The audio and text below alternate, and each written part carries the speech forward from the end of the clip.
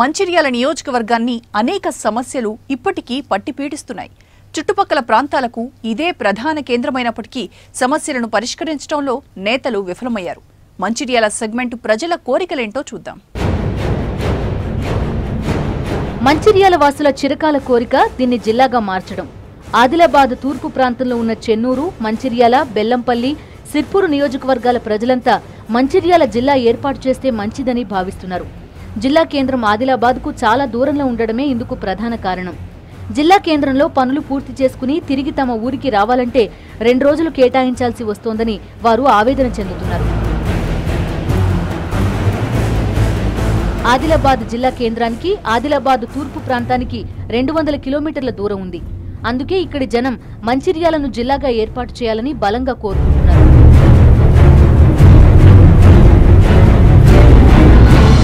మా జిల్లాకు ఎటువంటి విద్యా అవకాశాలు లేవు.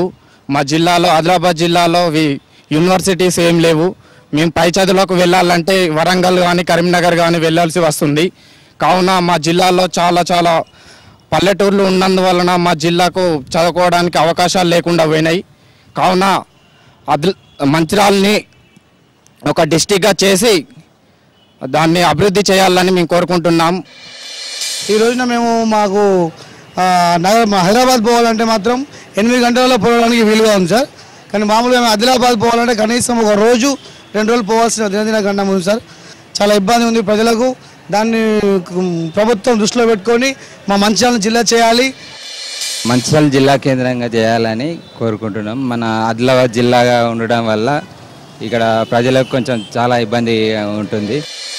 ఆదిలాబాద్ జిల్లాకు పోవాలంటే ఈ ప్రాంతాలల్లో మంచిర్యాల కానీ బెల్లంపల్లి కానీ భీమీన్ దైగాం ఈ ప్రాంతాల నుంచి పోయే ప్రజలు అనేక ఇబ్బందులు పడతారు. జిల్లా కేంద్రానికి పోయి అవసరాలు తీర్చుకోవాలంటే చాలా ఇబ్బందిగా ఉంది.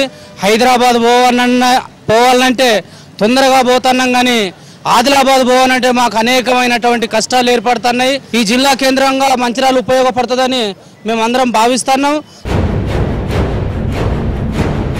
మంచిర్యాల నియోజకవర్గంలోని చాలా గ్రామాల ప్రజలు ఎల్లంపల్లి ప్రాజెక్టు కోసం భూములను త్యాగం చేశారు. అయితే వారికి ఇంతవరకు పరిహారం చెల్లించలేదు. దీంతో పరిహారం చెల్లించకుండా తమను ఖాళీ చేయమంటే ఊరుకోబోమని వారు హెచ్చరిస్తున్నారు. 2004లో వైఎస్ఆర్ రాజశేఖర రెడ్డి వచ్చినాక శంకుస్థాపన చేసిన ఎల్లంపల్లి ప్రాజెక్టు పరిస్థితి చూస్తే ఘోరంగా ఉన్నది. ప్రాజెక్టు పనులు పూర్తిగా అయినాయి, కానీ నిర్వాసితుల పరిస్థితి అదోగలం ఉన్నది. ఈ రోజున ఓపెన్ ల్యాండ్ డబ్బులు కానీ నిర్వాసితులకు మేజర్స్ అని కానీ ప్రతి ఒక్క నష్టపరిహారం ఇంకా రావాల్సి ఉన్నది. ఇంకా ఇప్పుడు 70% నష్టపరిహారం వచ్చింది, ఇంకా 30% రావాల్సి ఉన్నది. మా ఎల్లంపల్లి ప్రాజెక్టులో దాదాపు మేము సర్వస్వం కోల్పోతున్నాం. మా ఇండ్లు పోయినాయి, మా భూములు పోయినాయి, మా జాగాలు పోయినాయి, మా ఫ్యామిలీలు కూడా మొత్తం రోడ్ల పడిపోయినాయి. ఇది లాస్ట్ ఎలక్షన్ జరుగుతుంది. ఇప్పుడు ఏంటంటే మాకు గవర్నమెంట్ 2004లో ప్రాజెక్ట్ పడ్డది. అప్పటి నుంచి ఇప్పటిదాకా దాదాపు వ్యవసాయ భూమికి డబ్బులు ఇచ్చారు, తర్వాత ఇళ్ళకు మాత్రం డబ్బులు ఇచ్చారు, కానీ మిగతా దేనికి డబ్బులు ఇవ్వలేదు.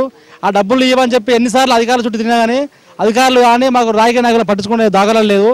మన మంచిర్యాల నియోజకవర్గంలోని ఎల్లంపల్లి ప్రాజెక్టు దగ్గర ఉన్న ఎల్లంపల్లి ప్రాజెక్టు పనులు 90% పనులు పూర్తయిపోయాయి. ఇక గేట్లు బిగించడమే మిగిలిపోయింది. గేట్లు బిగిస్తే పరిసర ప్రాంతాల్లో 9 గ్రామాలు మునిగిపోతాయి. అయితే నష్టపరిహారం చెల్లిస్తేనే మేము ఇక్కడి నుంచి కౌలుతామంటూ తెగే చెప్తున్నారు బాధితులు. ఇది ఎల్లంపల్లి ప్రాజెక్టు దగ్గర ఉన్నటువంటి పరిస్థితి. సింగరేణి సంస్థ ఎప్పుడూ లాభాల్లోనే ఉంటుంది. ఆ లాభాల్లో వాటా కోరుతున్నారు సింగరేణి కార్మికులు. కనీసం 20% లాభాన్ని తమకివ్వాలని వారు డిమాండ్ చేస్తున్నారు. అలాగే ఓపెన్ కాస్ట్ మైనింగ్ల వల్ల నియోజకవర్గంలో ఉన్న నిరుద్యోగులకు ఉపాధి కరవైంది. అందుకే ఓపెన్ కాస్ట్ మైనింగ్ ని ఆపేయాలని డిమాండ్ చేస్తున్నారు ఇటు కార్మికులు, అటు నిరుద్యోగులు.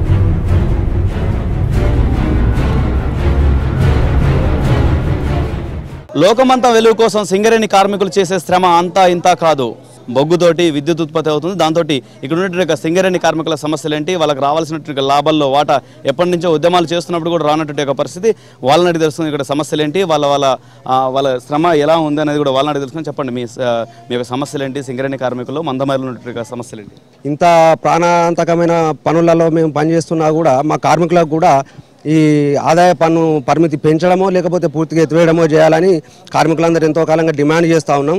ఎంతో శ్రమను వచ్చి కంపెనీకి లాభాలు తెస్తే ఆ లాభాలతోటి అధికారులు విలాసవంతమైన జీవితం గడుపుతున్నారు. కానీ కార్మికులకు రావాల్సిన లాభాల వాటను మాత్రం ప్రకటించడం లేదు. ప్రతి సంవత్సరం ఆందోళనలు చేసి ఉద్యమాలు చేస్తే తప్ప లాభాలలో వాటను ప్రకటించి చెల్లించడం లేదు.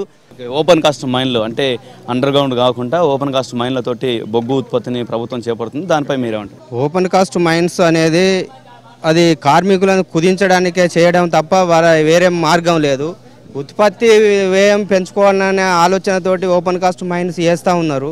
కానీ కార్మికులు సంఖ్య తగ్గుతుంది, కార్మికులు ఉత్పత్తి కోల్పోతారు, కార్మికుల ఉద్యోగాలు పోతాయి. కాబట్టి ఓపెన్ కాస్ట్ మైన్ కన్నా అండర్ గ్రౌండ్ మైన్స్ ఉంటేనే కార్మికులకు వాళ్ళ ఏదైతే మన ఉద్యోగాల భద్రత ఉంటుంది. చెప్పండి, డిపెండెంట్ ఉద్యోగులకు ఎలాంటి అంటే చనిపోయినటువంటి కుటుంబాల్లో కూడా వాళ్ళని ఏ విధంగా రక్షించాలి సింగరేణి యాజమాన్యం? 98 వరకు ఏంటంటే డిపెండెంట్ ఎంప్లాయ్మెంట్స్ వారసత్వ ఉద్యోగాలను రాకుండా అప్పుడున్నటువంటి సంఘాల యొక్క ఒప్పందం వల్ల ఏంటంటే ఆ యొక్క వారసత్వ ఉద్యోగాలు పోయినాయి. కాబట్టి కార్మికుడు ఏంటంటే దాదాపు 20 సంవత్సరాలు 25 సంవత్సరాలు సర్వీస్ చేసి ఏంటంటే సరైనటువంటి డ్యూటీ చేయలేక కాళ్ళ నొప్పులు మోకాళ్ళ నొప్పులతో ఏంటంటే బాధలతో ఏంటంటే డ్యూటీ చేయడం వల్ల చేయకపోవడం వల్ల డిస్మిస్ అయ్యేటువంటి పరిస్థితులు ఉన్నాయి. కాబట్టి అంటే వారసత్వ ఉద్యోగం కనుక కొనసాగితే ఏంటంటే తన కుటుంబంలో చాలామందికి ఏంటంటే జీవనోపాధి కలుగుతుంది. అలాగే ఏంటంటే ఈ ఓసీల పేరుతో ఏంటంటే బావులను అండర్గ్రౌండ్ బావులను తవ్వకపోవడం వల్లనే ఇప్పుడు మనకు కార్మికులలో కూడా నిరుద్యోగం పెరుగుతుంది.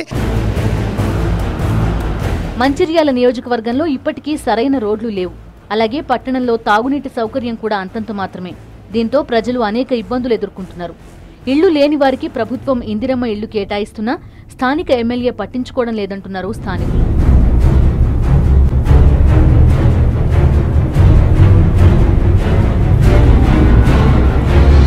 ఇల్లంతా మొత్తం కూలిపోయింది. బోళ్ళు అన్ని రోడ్డు మీద పెట్టుకున్నా, అడేగాడు ఏం పట్టించుకుంటలేడు, ఆ పటవారు పట్టించుకుంటలేడు, ఏజీబీ పట్టించుకుంటలేడు. నా పరిస్థితి ఏంటి? మాకు ఇళ్ళలో నీళ్ళు వస్తున్నాయి.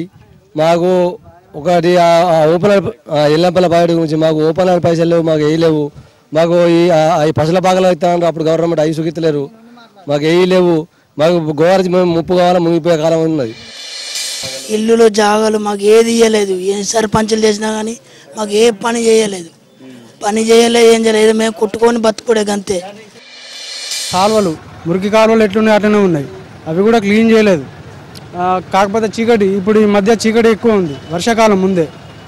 అయితే సరైన బల్బులు పెట్టడం లేదు, పోల్స్ ఎక్కడెక్కడనే ఉన్నాయి. మురికి కాలువలు అయితే క్లియర్ చేయాలి. దోమల బాధ ఎక్కువ ఉంటుంది. రోడ్లు కూడా బాగాలేవు. ఎవరికి అధికారులకు చెప్పినా కానీ పట్టించుకోవడం లేదు. వాళ్ళు ఎలక్షన్ల మీద ఉన్నారు, వాళ్ళే ఉంటారు. వాళ్ళకి చెప్పినా కానీ ఎవరు పట్టించుకుంటలేరు.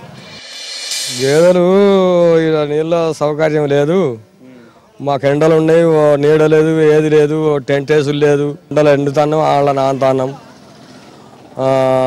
ఒక్క బర్రెకు 300 రూపాయల సిట్టు తీసుకుంటారు.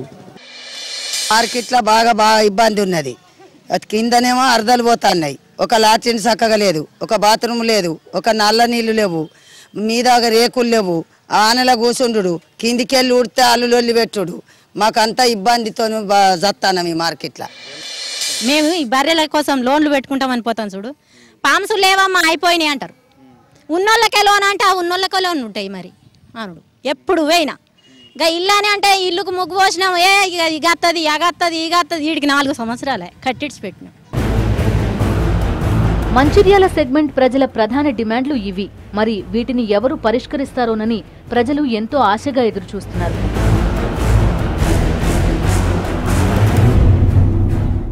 మంచిర్యాల సెగ్మెంట్లో 2014లో ఎవరెవరు బరిలోకి దిగబోతున్నారు, వారి స్ట్రెంగ్త్స్ ఏంటి, వీక్నెస్ ఏంటి? బ్రేక్ తర్వాత చూద్దాం. Stay tune.